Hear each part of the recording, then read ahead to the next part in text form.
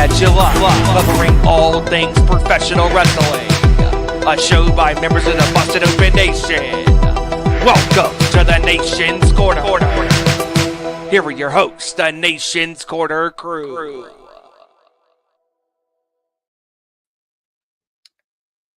Hold on to your butts. We are live. Back for another edition of Nation's Corner on a Saturday. It is 6 p.m. Eastern Time. We're an hour early. I don't have a hold of my butt. That could be a problem. Okay, go. All right, go ahead. I got it. Go ahead. I am here with my two guys. John from South Jersey. How you doing tonight? Always great with my tag team partner and my brother. How are you guys? Good. And Tony Justice. You're in a familiar locale? Ooh. Yeah. Oh, I'm up here in Minnesota. Don't you know? Don't you know? Don't you know? Well, yeah. So we have a lovely night of wrestling ahead of us. We are an hour early because Saturday night's main event starts at 7 o'clock Eastern. And then Collision starts at 8 o'clock Eastern as normal. So you got us for the next hour. So what do you want to talk about? I don't know, Cody. What do you want to talk about? I wanted to start off by mentioning Mongrovian, I believe, tonight is at Create a Pro on Long Island. They are having their special Halloween show. And we have Bear and Gabby going against Priscilla Kelly and Zachary Wentz. So I'm really looking forward to seeing that. No, he's not there. Where are you then? Why aren't you? And why would you want to miss there? this married couples therapy I know. going on? Why would you want to miss this show? Fake the news. Card looks incredible. Oh, he's going to a private event. Okay. Private event. You got stuck in the closet again, didn't you? Where's my invite? Yeah, sick invite, bro. Thanks. Sure. Anyway. Can I if I don't set myself on fire, can we say something real quick just across all wrestling, since you brought up one of the matches tonight at Creative Pro? It's married couple versus married couple. Can we make this a legitimate thing now that we have intergender couples tag teams and something? Bring back the mixed match challenge. Somebody listen. I know you all listen to us. Everybody listens to us. Somebody make this happen. Somebody, put together a tournament, a show, something that it's all intergender married couples or, same sex. We're open and progressive like that. But something like this, that it doesn't mean anything to any company, anywhere. Just have a set of matches or a card of matches that's just a lot of fun. And I agree. Somebody take this idea from me and send me a check and do this, please. Somewhere. Thank you. Continue. Yes. There are so many couples across wrestling, especially married couples, that they could have a whole pay-per-view with just a card chock full of married couples, and it would be fantastic. Speaking of, Steph DeLander and old Manser got married the other day. I keep seeing pictures all over my social media feed, so congrats to them. They looked amazing. Only they could pull off outfits like that at their own wedding. So yeah, shout out to them. Shout out to Creative Pro. The card looks great for tonight. Bobby Orlando going against Leo Sparrow. I had to laugh. I saw the clip of Roman Reigns saying something about someone eats lettuce, a real man eats steak, something like that. And I just, I thought he was speaking directly to Leo Sparrow. I must be mistaken, but it sure sounds like it with a comment like that. Right. And then also at Creative Pro tonight, Brawloween, Dan Barry is wrestling his last Creative Pro match ever, teaming up with Aaron Rourke in a tag team titles 4-way. So Dan Barry, I've seen him at a couple shows. I think he's pretty cool. All right.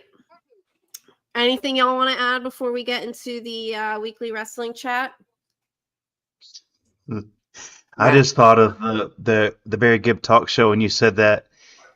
Robin, do you have anything else left to add? No, I don't. No, I'm good. Okay. So, all right, let's do some AEW chat first. Tonight we got Collision, Fright Night Collision. Yes, Fright Night. So we saw on Dynamite this week. I think this week's Dynamite was a really fun show from start to finish. And I think there were really good like story points that are leading us to Full Gear. I know a lot of people said that last week's show felt kind of meh for a follow-up pay-per-view. That's me. I'm some people. I know. But I think they made up for it this week. I thought it was a great show, Fright Night, Dynamite.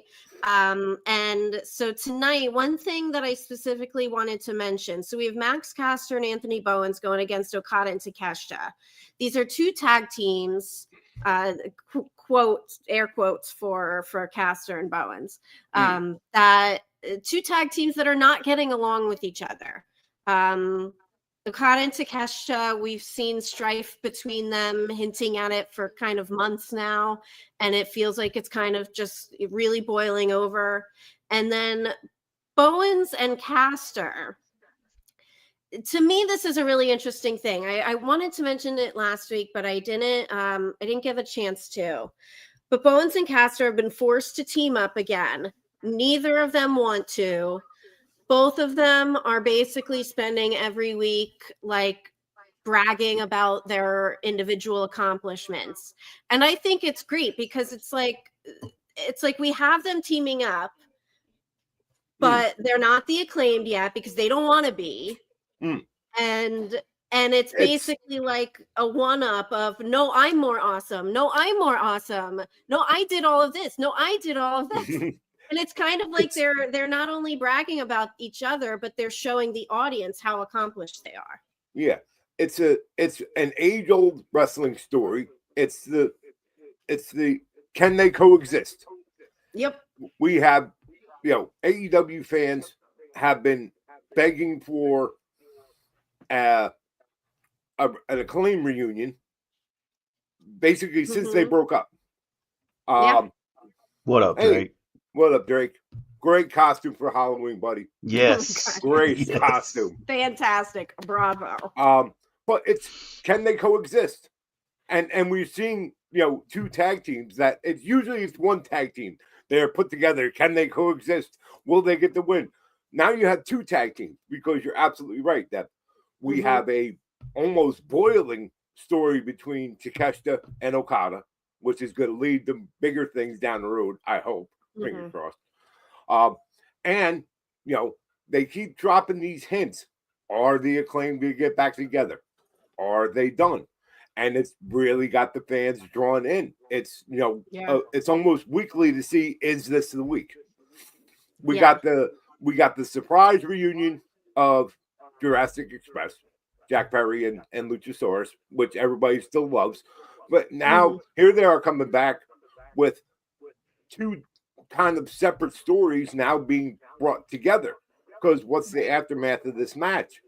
So but AEW doesn't tell stories, Deb, and they don't follow through and go fuck yourselves. Right. How's that? Right, exactly. Yeah, I think like if you pay attention to the story details, I think they've done a really good job over the course of months of slow playing the Acclaimed story of the two of them arguing with each other constantly and being forced to team up, and slow playing the Takeshita Okada friction within the Don Callis family. I think sometimes, especially in AEW, for whatever reason, details tend to go unnoticed. So like you really have to pay attention and see all those details, and the whole story will then make sense how it's been building over the course of months. So we have that. We have Megan and Marina are now teaming up with each other since Megan's partner Penelope Ford is out of commission. So Marina, somebody way more computer savvy than me, get a gif of when Moxley popped his head in last Wednesday night on Dynamite and look between the two of them and look on his face? Yeah. Can somebody gif that or whatever? I need that, because I thought that was amazing. That whole, without saying a word, just on facial expressions, that summed up that whole holy shit. Oh my God, they're doing this right there in that few seconds. I was like, oh, and you're absolutely right. The women's tag team tournament just became a lot more interesting. A lot more. Yeah, it not only put over that tag team, but it put over Megan. Because we know how badass Marina is, being part of the Death Riders, but Mox sticking his head in there, all that did was put over Megan, So I'm anxious to see them in action when they start really this. Interested to see how this women's tag team tournament plays out, just because of the people who are involved in it. We all know that AEW has a super deep female, roster, and giving them all this platform and this tournament, and what can come out of it. It's just something we have, and I know I have. We have griped in the past about how the majority of the women's roster on AEW doesn't get a chance to shine, to show out for the fans as much as they should, or as much as to show the talent they all possess. They have their bright spots, and it's kind of hard to. You're not going to go over the top of Toni Storm right now. If you're a female in AEW, you're just not going to, not with the fans and not in one show. But doing this is letting them all get a little bit of spotlight outside of her and show what exactly they're capable of. And it's been very entertaining so far. I really agree with that. I think right now the AEW women's division, like more women have been able to get featured on a regular weekly basis with everything that's going on, like across multiple different stories. And so that made me think, I saw some chatter online about this the other day. It's discussed a lot. I know they've talked about it over the years on Busted Open. WWE has historically not really been a tag team company. They've had specific periods of time where tag teams were hot, and Bully says it all the time. They're just not a tag team focused company. And I really feel like AEW is very much leaning into the focus on the tag teams. I know that some fans might feel like tag teams are just kind of the side attraction, and singles wrestling is the quote real wrestling, and some people tend to kind of look down on multi-man matches or just a lot of tag team heavy stuff, but AEW seems to really be leaning in that they're the place for tag teams. To me, it makes perfect sense that they're doing that. You have a lot of their quote unquote single stars, especially on the men's side, that are not around at the moment, and we talk about this every week, how they're filling in the slots or distributing things in the absence of Swerve Strickland, in the absence of MJF, of Will Ospreay. These are big top guys in that company, and there's a bit of a void. Well, why not spread the wealth and get as many? Look how popular Bro Dito became, your current AEW tag team champions. That was a just random thrown together tag team. Two completely different wrestlers, two completely different styles, but it absolutely hit with the fans.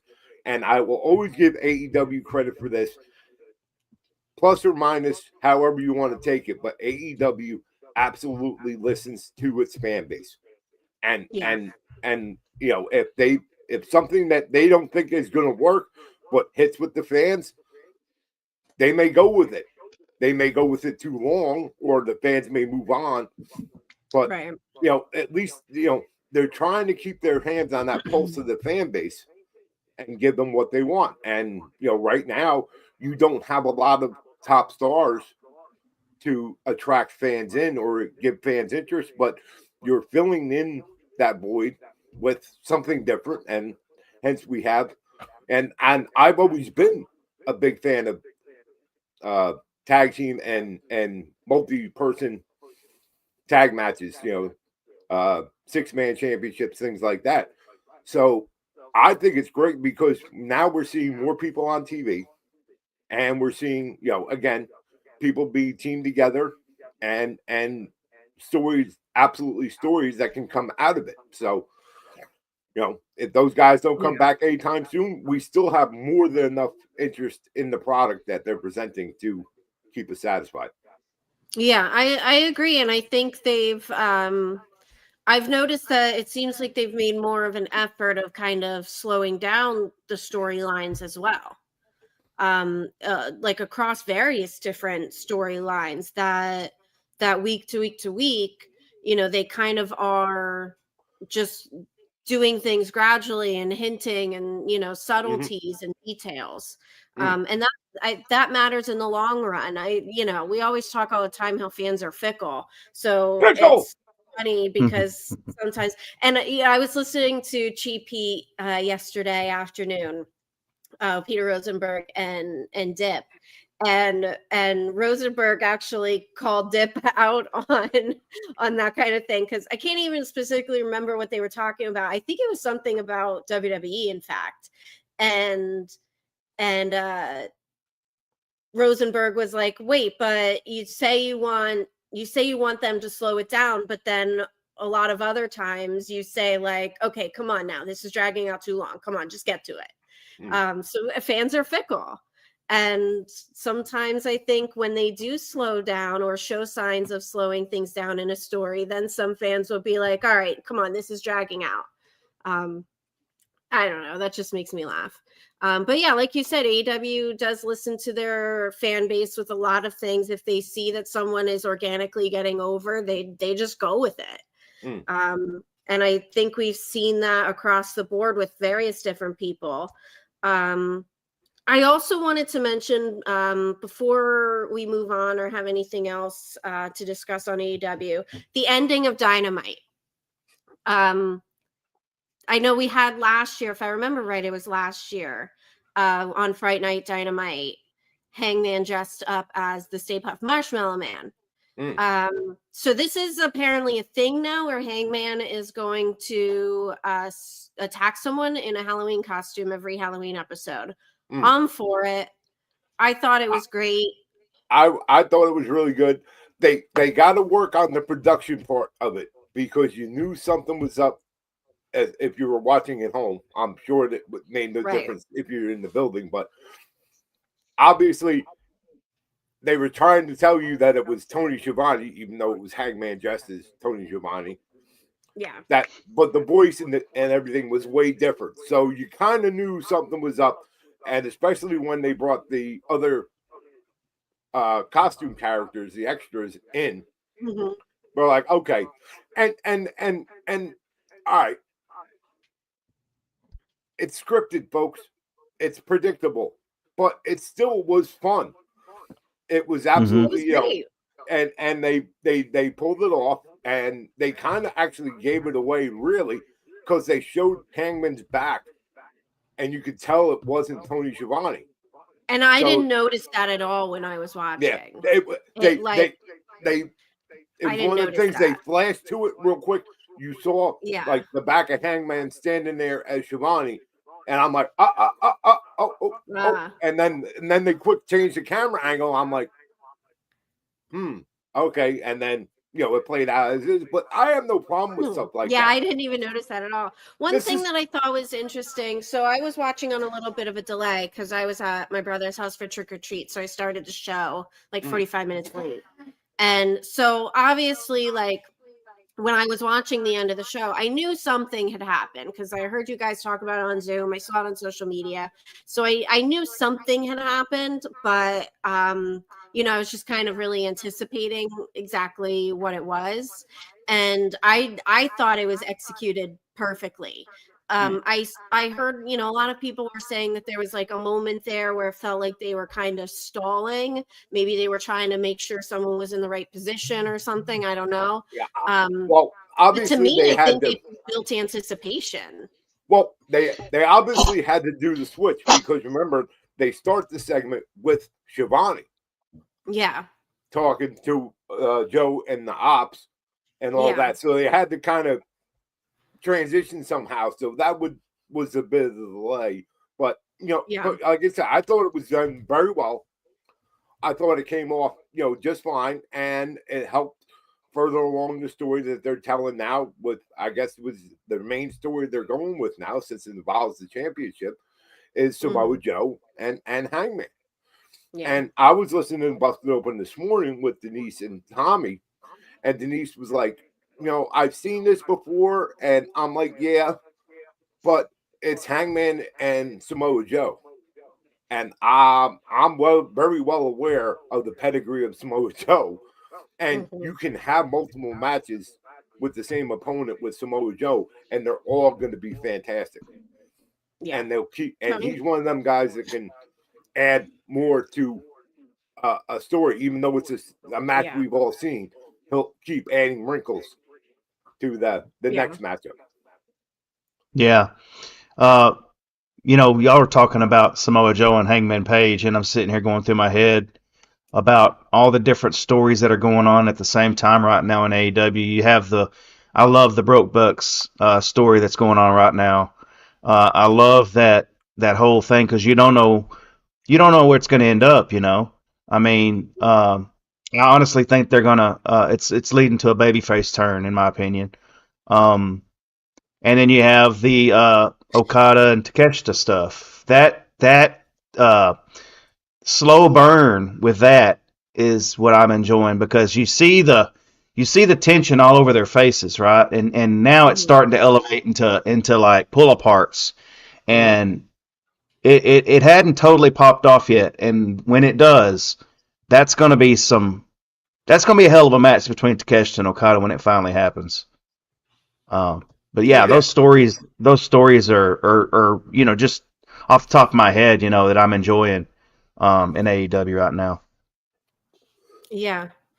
Yeah, I would agree. I think they've done a much better job. Like I've really been enjoying AEW a lot more since the beginning of this year. I think their move at the beginning of the year to smaller venues has really worked for them. But I think especially like from the summer on, like the lead up to All In on to now, I think the storylines have really stepped up. And especially with several major, like you were saying earlier, John, several major stars, Swerve, Ospreay, and MJF out right now. Everybody else has really stepped up. And I think it's showing. I think, you know, that gradually things are coming together, and that's all we can ask for. All right. Go ahead. I was going to say, they're definitely AEW. They're still having the growing pains. We have to stop looking at people. That's only a 7-year-old product. That's all it is. Right. We don't have decades and decades like with WWE. We're still going to see some growing pains. The honeymoon phase is long over, and we have all gone through ups and downs with AEW. And I really think now that they kind of, the steel bullies turn, tighten the screws, and they're finding their groove. The move to smaller venues and not trying to pretend they have crowds in these big cavernous buildings was absolutely a big thing. Now you have a crowd. It has that original, that first year AEW feel to it. That, wow, I want to go see an AEW show. I don't care if there's only, 2,000 or 3,000 people in the building. they're all engaged. They're all. I want to be part of that. That's that vibe I'm getting sitting watching at TV again that I haven't had with AEW for a long time. Yeah. Yeah. I definitely agree. Yeah. I like the fact that AEW finally stopped worried about what the other company's doing and just focused on what they're doing. Yeah. And ever since they started focusing on what they're doing, I've noticed that they've started to put together something over there, you know. Yeah. Because you'd get the the WWE comments or the name thrown out on television sporadically, you know. But they finally decided to just focus on what they're doing, and it shows. So Yeah. Yeah. It definitely does. And yeah, I think they found a groove with that where they've kind of found their place as, we're not going to try to be like them. We're just going to do our own individual thing. And they've found their identity. There was a lot of discussions for a while that they kind of lost their identity somewhere along the way. And I think they found their identity, and it's really working for them. It's really, really working. That they're just like, we're just gonna do what we want to do. The fan base understands that this is an alternative for people who may not like the WWE style, or people that want a different style of show and a different style of wrestling. Yeah, it's working. Well, the whole thing is, there's always been the comparison. Oh, AEW is trying to be WCW, and we all know how that ended. Blah, Right. blah, blah, blah. Yeah, why? But AEW, honestly, to me, and to someone that experienced the Monday Night Wars and subsequent, AEW is kind of being more like original TNA. TNA knew that they could never, dollar-wise and exposure-wise, compete with WWE. They knew it. But what they were offering was a different alternative. It was still pro wrestling. It was still, characters, stories, performers, as everybody knew, but it was something different. TNA has the X division. TNA was the first real major company to put a focus on women's wrestling with the TNA Knockouts. And that's enough to carry them for quite a long time as a legit alternative to WWE. When there was nothing else, I mean, you had Ring of Honor, but Ring of Honor was a nightmare to try to see, much less see live, because they ran very regionally. Yeah. So this was another television product that, kind of carved their niche and found their way in against the giant that is WWE. And now fast forward 20 years later, WWE is still biggest. And if anybody gets into the promotion or starts a promotion saying we're going to be the next WWE, well, I hope you might as well just take that pile of money you're going to spend and light a match to it and watch it burn, because that's all you're going to accomplish. Is how to waste an entire fortune of money and still have absolutely nothing to show for it. Yeah, exactly. I agree. All right, let's move on to some WWE talk. We have Saturday night's main event starting shortly. It is a short card, 4 matches. Looks like all championship matches. So yeah, let's just get into it. First one we have is Jade and Tiffy. Y'all know my feelings on this. I hope Jade kicks her ass. Yes, I'm agreeing. And I like to add a caveat, especially after watching SmackDown last night with all the wrestlers in their costumes. Jade has to be Punisher like every day of the year. She has to wear that costume, because good God almighty, that woman in that outfit, just wow. That was if they ever decide to redo Punisher, reboot it, there's your Punisher forever till she doesn't want to do it anymore. Yeah. I had a comment to make about Jade. I didn't get to watch SmackDown last night, but I saw a clip going around on social media, And it was the clip from last night with Tiffy in the ring, and Jade came out and was getting held back by security. I mean, she looks like $1,000,000, but she and you know, I'm not trying to be, you know, with all due respect, she just sucks on the mic. She sucks on her promo. It just doesn't. I don't know what it is. I don't know if she's just trying too hard or what it is, but. You know, like I said, she looks like I just saw her entrance to Saturday night's main event a while ago on Twitter. You know, and again, she looks like $1,000,000. But, you know, she was on the mic last night and it just did not, you know, something didn't work. So that's just my opinion though. And I do think Jade's gonna win the title tonight. I just don't know, you know, if she's ready for it. We'll see. Right. See, I think she is. Because we know her promo work, she has been, and it's a work in progress, and she's vastly improved from cut the shit Tony in AEW. You know, so there is progression, but she never was a great. You know, this was not a woman. She never was and never pretended to be a Chelsea Green. She never was or pretended to be a Harley Cameron. Someone who is more naturally, you know, absolutely fantastic wrestling ability, you know, all the potential in the world in ring. But she never had that aura or presence to be, you know, blow you away on the microphone. And then that's what gets her over. You know, you have to look at her for what she is. And I personally like what they're doing with Jade right now. This is a physical specimen of an athlete, not just a woman, of an athlete. There are few people walking the earth that look and carry themselves like Jade Cargill does, you know, male or female.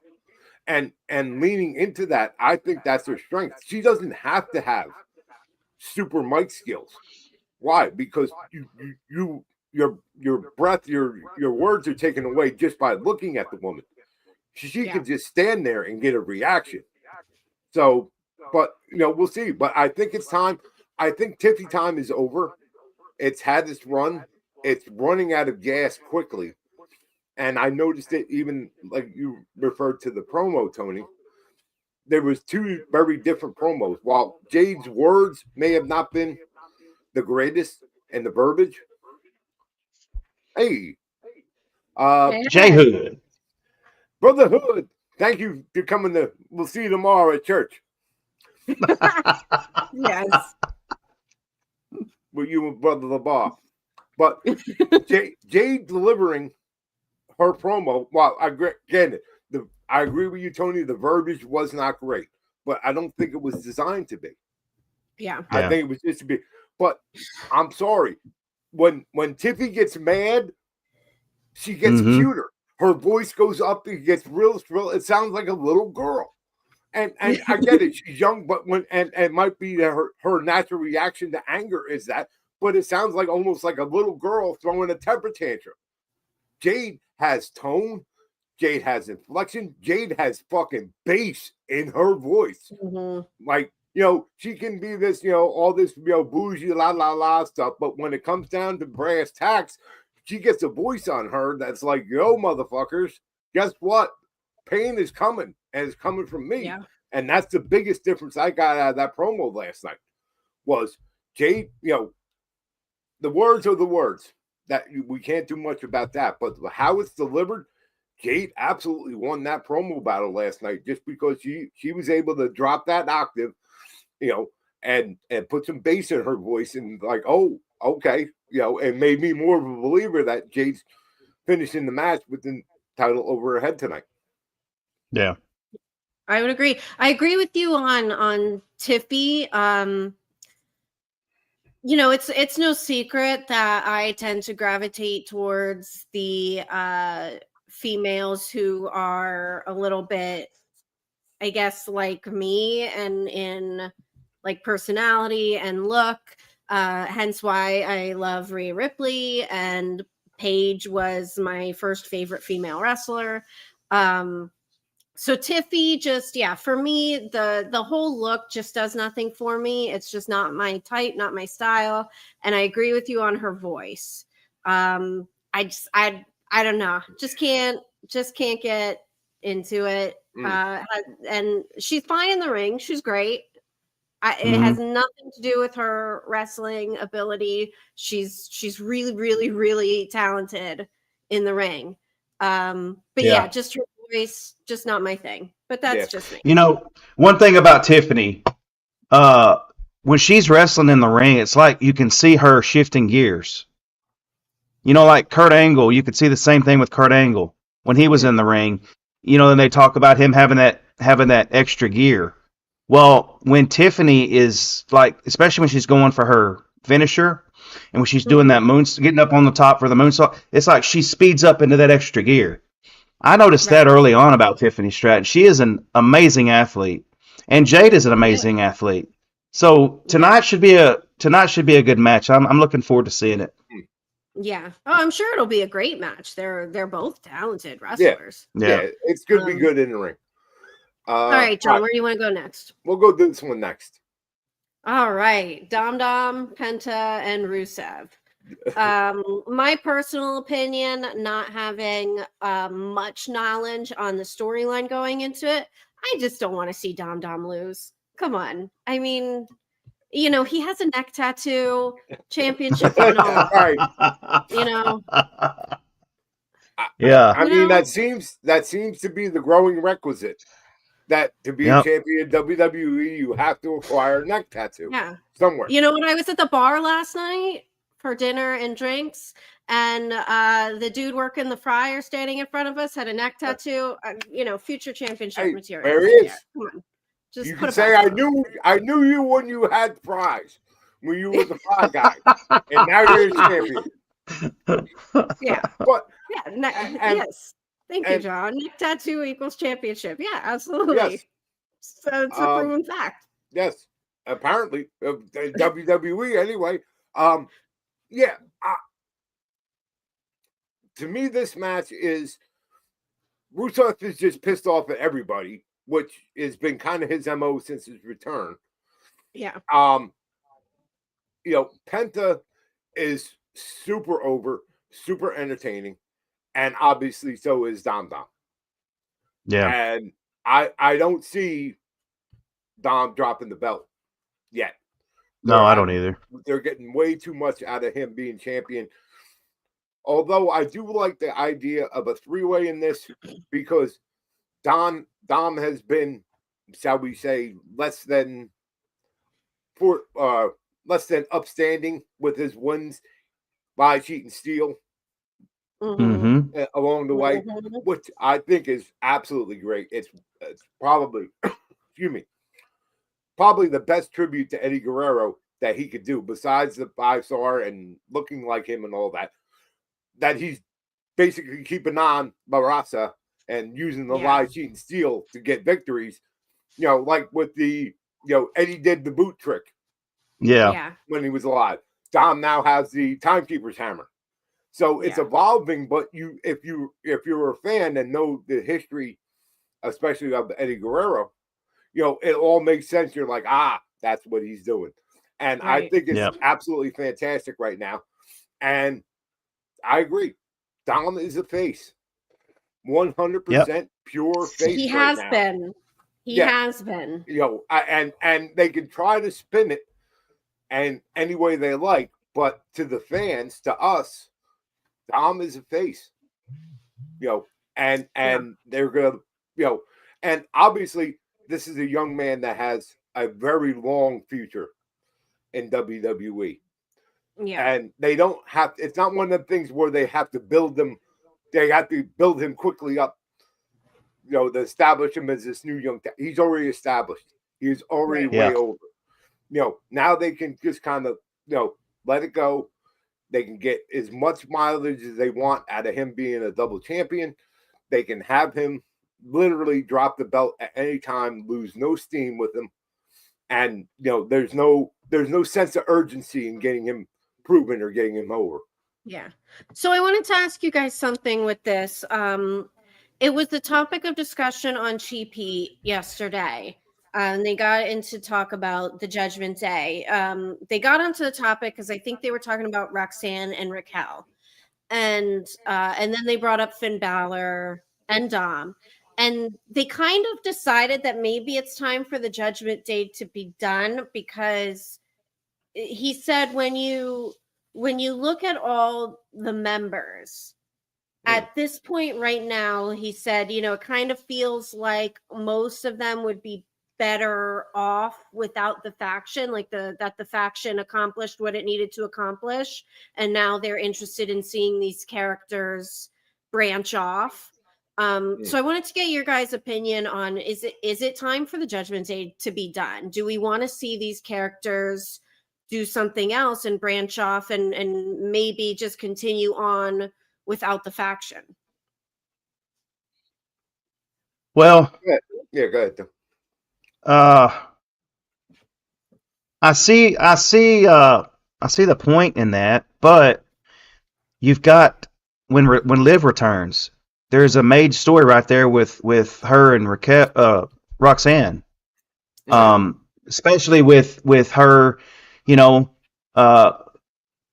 whatever she's doing with Dom, flirting or whatever it is, when Liv comes back, I mean, that's the ready-made story right there. So I really don't want to see the Judgment Day split up before Liv gets back. Okay. I want to see that now. Possibly, if we're going to see a split with the Judgment Day, have it be when she comes back. But see, now we're seeing Finn and Dom having some tension, and someone made a comment in the live chat a while ago about, it's this one right here. Unless the other members of the Judgment Day causes Dom to lose. Being, Finn Balor, I'd see interfering and causing Dom to lose, and that's what pops off something between them two, furthering causing a split or whatever. But I don't know. Raquel and Roxanne seem like they work well together. If you put Raquel by herself, I really don't see any.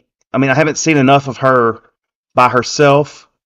I would say keep Roxanne and Raquel together. I see Finn Balor. I see Dom. Of course, I don't know. I don't know. I don't know if I want to see that right now, even though they've been teasing it for a while. Right. Makes sense. I agree 100% with Tony. There's no point in doing anything to me, there's no point in doing anything with the Judgment Day as far as staying together, splitting until Liv comes back. That's kind of the linchpin in all of this. Okay. Because we're still not sure when Liv is returning and what they're going to do with her once she does. Now you can turn it into a big giant Judgment Day civil war and turn everybody against everybody. That's one way. They have absolutely a bunch of built-in stories, but we've kind of went through this with especially the Judgment Day. They've gone through these ebbs and flows and changes of people and have stayed together and continued to be entertaining and provide, good matches and stuff regardless. I mean, you got to remember, this goes all the way back to the guy that works in AEW now that started it. Right. Mm-hmm. That was, exactly. And all those things, and Damian Priest and Rhea breaking away and feuding with them, but yet the faction has still remained. So once Liv gets back, then we probably have a better idea of where they're going, what they want to do, and at this point, I'm very interested to just let it play out, let Liv get back, and we'll get past that, and then we'll see exactly. Because you're right. Roxanne waited forever to come up to the main roster from NXT. They flirted with her at add-on shows and stuff like that, but she was never part of the main roster when she was absolutely more than ready to. Mm-hmm. And, her winding up with the Judgment Day, we're like, oh, great. She's just going to be buried in the faction and another, NXT call-up that really didn't go anywhere, but quite the opposite has happened. Now, Roxanne Perez is a main event player and star in WWE. And everybody is waiting for that first confrontation when Liv comes back and she's face to face with Roxanne. And what happens there? So maybe Liv's return then causes enough conflict within Judgment Day to cause them to dissolve. Yeah. So maybe they're just kind of waiting for Liv to come back and almost in a holding pattern until then. To me, it makes the most sense that way, because why are you going to blow up right now when you still have an unknown return date for Liv? Yeah. You know, if they blow it all up now, what does Liv come back to? Mm-hmm. So that's true. I can agree with that. Yeah. All right. Next match. Where are we going? This one. All right. Punk versus Jay. So my personal opinion on this is I want to see Jay get it. For me as I kind of said this before, I'm an on again, off again Punk fan. I love CM Punk, but sometimes I don't quite like CM Punk.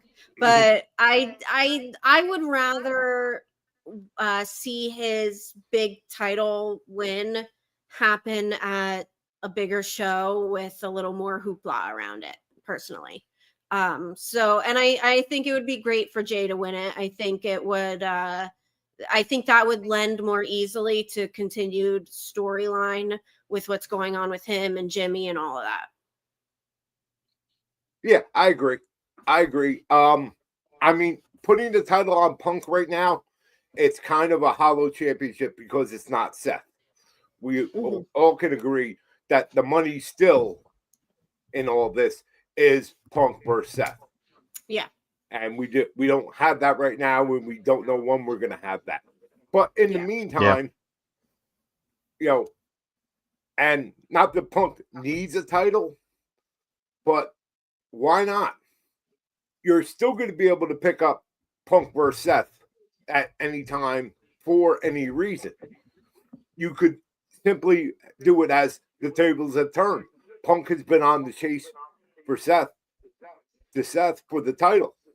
Well, now you can put Seth on the chase to Punk for the title when he returns. And this is personally just my opinion. Jay Uso doesn't need a title.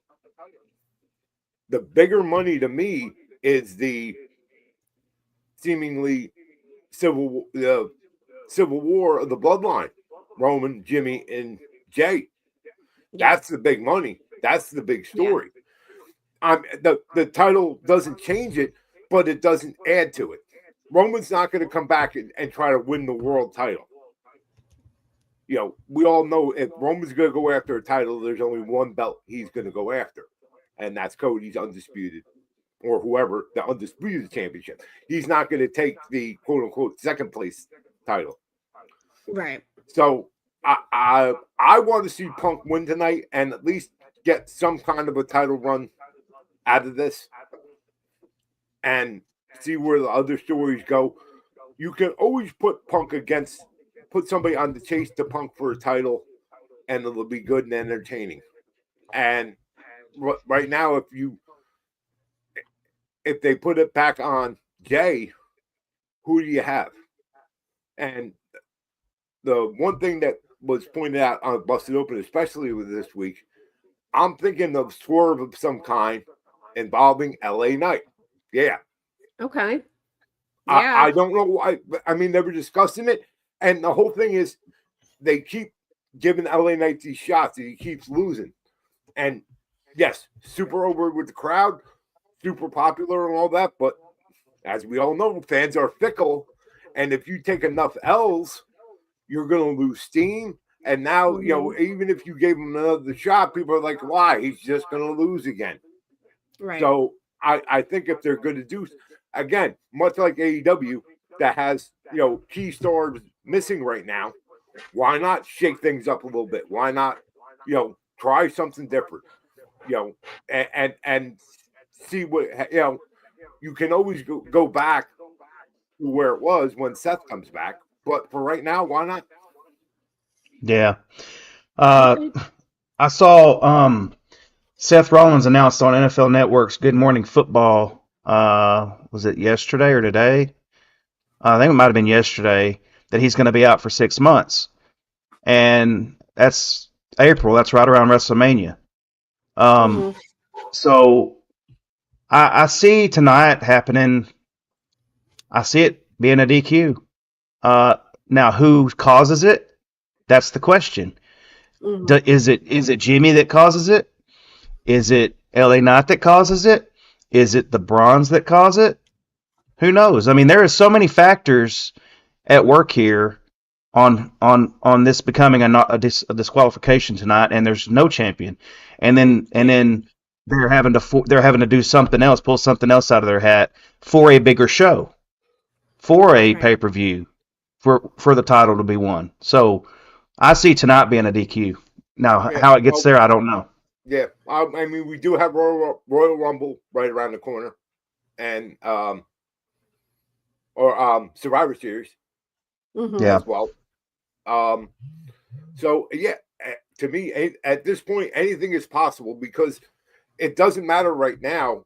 To me, it doesn't really matter because it's all a pivot. I know everybody loves that word. It's a pivot anyway because Seth got hurt. Pivot.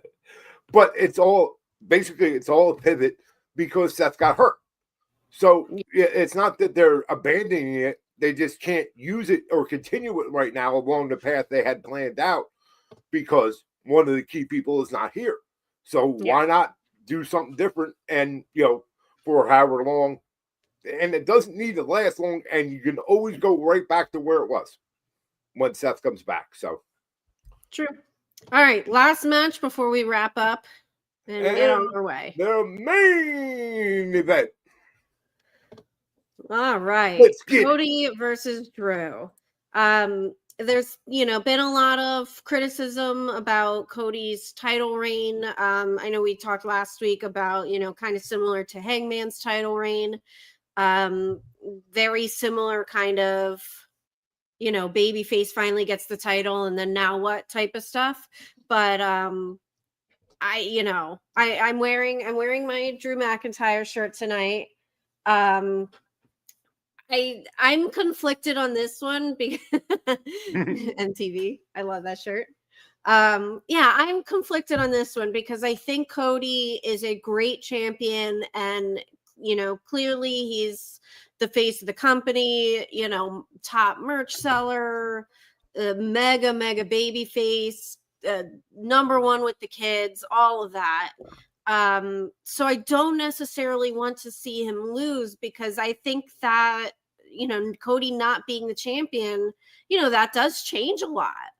But on the other hand, Drew never got the real full deal of being a champion. He unfortunately was champion during COVID, and we all remember how that went.